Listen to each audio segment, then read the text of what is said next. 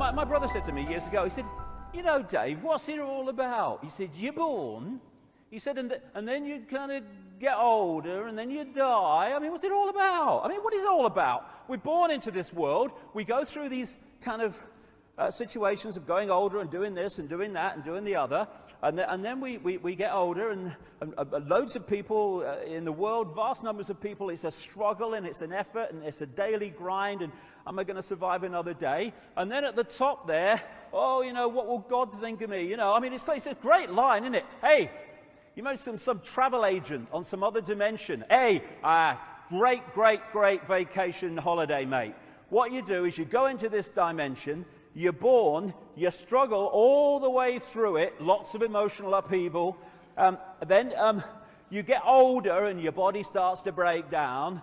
And then some guy on a cloud decides if you're going to go and sit next to him, or if you're going to go to hell and stoke the fires forever. I mean, you think, yeah, I'll have 2 tickets, wouldn't you? What's it all about? I mean, there's got to be something else. If there isn't, I'm out of here and I'm staying. So, we are struggling to understand the world because we don't have the coordinates, which I'll come to. And it's obviously a world with some major problems in terms of its operation and the way it's run. Doctors destroy health. Doctors destroy health because health is not about health, it is about wealth. It's the transnational drug corporations controlling the medical system, so the scalpel and the drug is the only response, overwhelmingly, to human dis-ease. And you know, some of the side effects of these drugs, if you've ever been to America and listened to the drug adverts is one after another in America. They pay for American television, these things. And because of the law there, they tell you what the drug does, or supposed to, and then they have to reel off all the side effects. But they're not side effects, you see. That's another little con. Oh, these are the side effects of this drug. No, they're the effects, mate. Not side effects, the frickin' effects.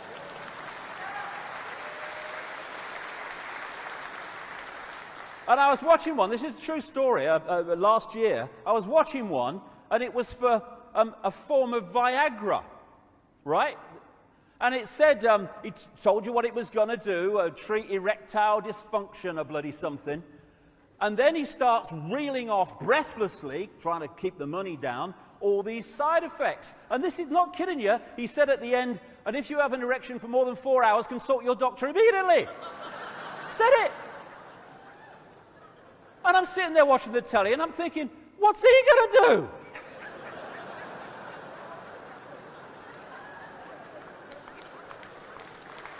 I mean, excuse me, doctor, I've got this problem. What do you want me to do? The world's mad.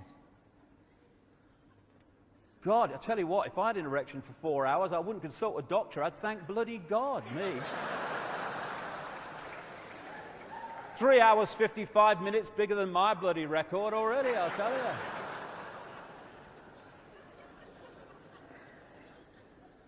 So Big Pharma runs the health industry, and it's not about health, and that's why doctors destroy knowledge.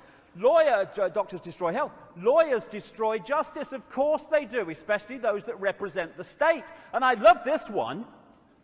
When the state takes you to law, the people taking you to law have their legal bills paid by the people.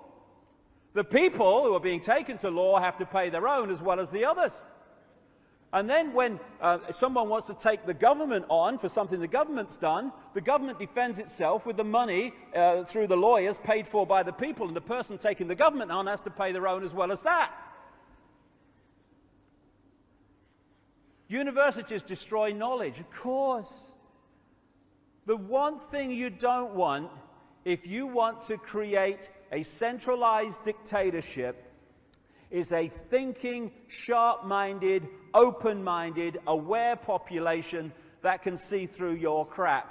So you sell them from cradle to grave the belief system you want.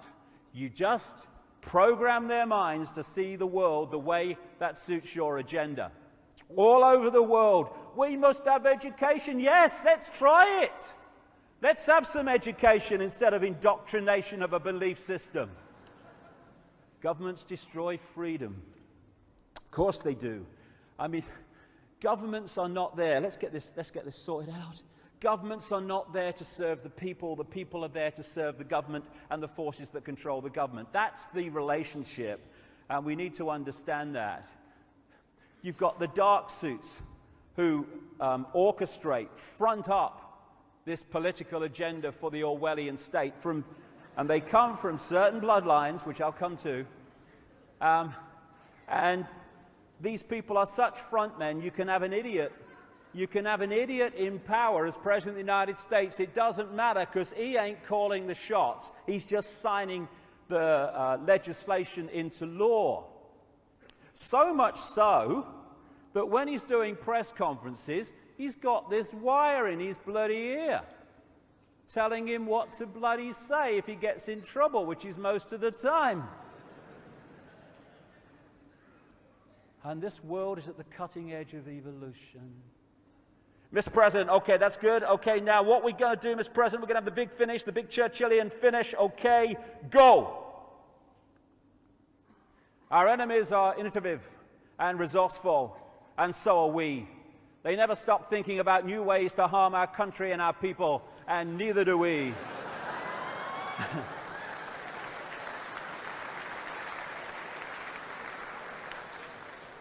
Did you get that? Did you get that, Mr. President? True quote.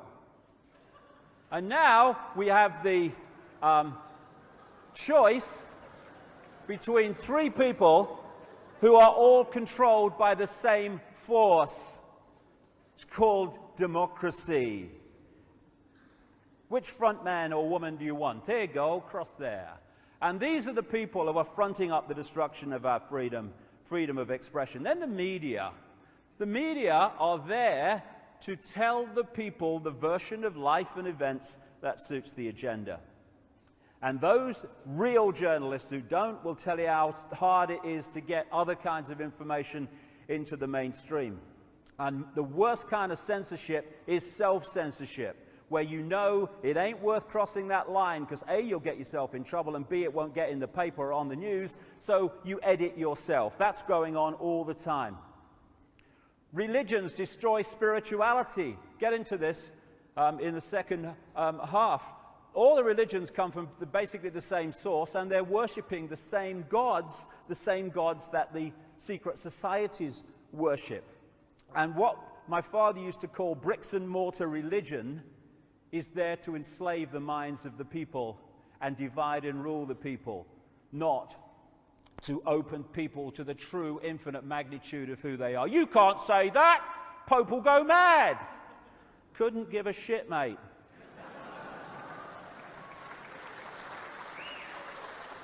It's a mad, mad, mad, mad, mad, mad world which is sold to us as sanity and rational.